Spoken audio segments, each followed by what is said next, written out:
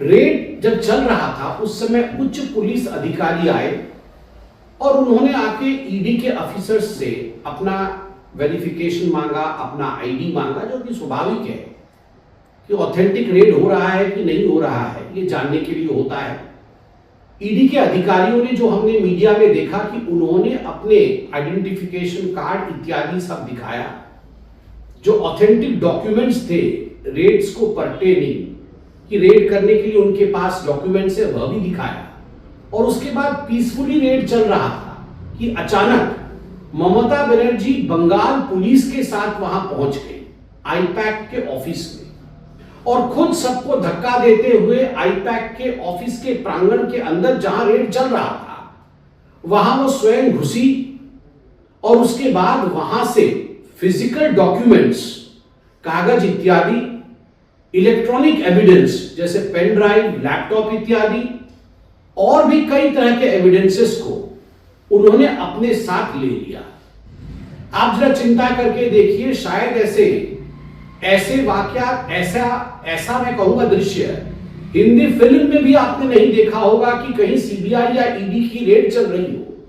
और स्वयं मुख्यमंत्री वॉक्स इन, खुद मुख्यमंत्री अंदर आती है और आके एविडेंस लेके चली जाती है। क्या बंगाल को ममता बनर्जी ने ऐसा बना दिया है कि वो भारत के कानून के बाहर कोई क्षेत्र है? जहां ममता बनर्जी कहती है घुसपैठियों के विरोध में कोई कानून नहीं लागू होना चाहिए, जहां ममता जी कहती है एसआईआर लागू नहीं होना चाहिए, जहां ममता जी कहती है कि मैं बीएसएफ को बॉर्डर फेंसिंग के लिए जमीन नहीं दूंगी, जहां ममता जी कहती है ईडी का रेड नहीं होना चाहिए, और ईडी का रेड होता है तो स्वयं ममता बनर्जी ईडी के अफसर्स को धमकाने के लिए वहां पहुंच जाती है। Is Bengal cut off from India? क्या बंगाल को भारत से काटने की कोशिश ममता बनर्जी कर रही है? यह सवाल बहुत जायज है और आज प्रत्येक बंगाली को, प्रत्येक हिंदुस्तानी को यह सोचना चाहिए कि आखिरकार ये जो माफिया राज चल रहा है, ये जो दबंगई का राज चल रहा है बंगाल के अंदर, जहां भ्रष्टाचार को बचाने के लिए स्वयं मुख्यमंत्री उतर के आ रही है, ये कब तक चलेगा? जनता है, जनार्दन है, सब समझती है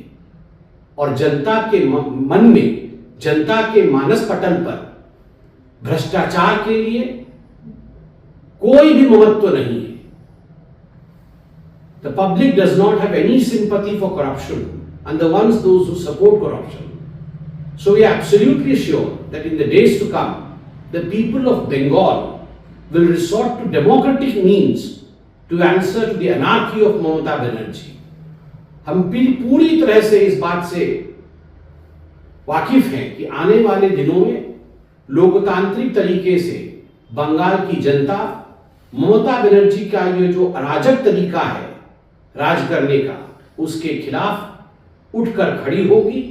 और ममता जी के खिलाफ जवाब भी देगी। प्रतीक जैन नामक व्यक्ति, जिसको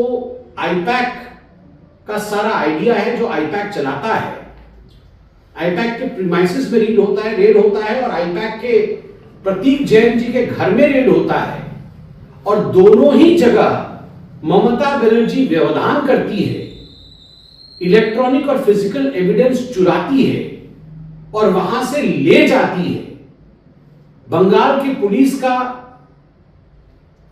इस्तेमाल करती है, प्रयोग करती है अपने मंशा को अंजाम देने के लिए। यह दिखाता है कि ममता हैज लॉट टू हाइड। ममता जी के पास ऐसे कई राज हैं जिनका वो खुलासा नहीं होने देना चाहती है। याद करिए, ममता बनर्जी जी के ही एक मंत्री, उनके कैबिनेट के ही कलीग, उनके ही एमएलए मदन मित्रा ने विगत वर्ष 2025 में कहा था कि ये पैक वाले, जो आई पैक को वो पैक वाला कहते थे, कि ये जो पैक वाले हैं ये बड़े भ्रष्ट हैं, यही हमें बर्बाद करके मानेंगे। खुद उनके नेताओं ने आईपैक वालों को भ्रष्ट कहा था और जब आईपैक के दफ्तर पे और आईपैक के प्रतीक जैन के घर पे रेड होती है तो ममता बनर्जी एविडेंसेस को चुराने के लिए, साक्ष्य को चुराने के लिए खुद आ जाती है और दबंगई के साथ साक्ष्य चुरा के ले जाती है। यह अपने आप में मुझे लगता है बहुत ही शर्मनाक और बहुत ही दुखद विषय है।